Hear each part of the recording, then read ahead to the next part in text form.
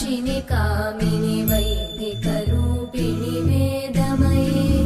क्षीरसमुद्भव मङ्गलरूपिणि मन्त्रनिवासिनि मन्त्रनुते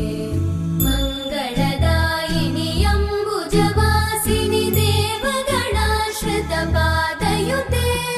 जय जय हे मधुसूदन कामिनि धान्यलक्ष्मि जय पालय माम्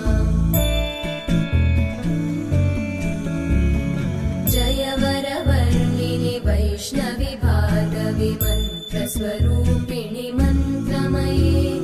सुरगणपूजित शीघ्रफलप्रद ज्ञानविकासिनि शास्त्रनुते भवभयहारिणि पापविमोचनि साधुजनाश्रितपादयुते जय जय हे मधुसूदन कामिनि धैर्यलक्ष्मि जय पालय माम्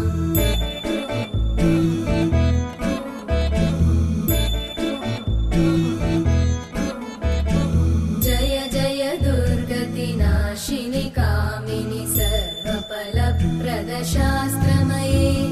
रथगजतुरगपदादिसमानुत परिजनमण्डित लोकनुते हरिहर ब्रह्म सुपूजित सेवित तापनिवारिणि पादयुते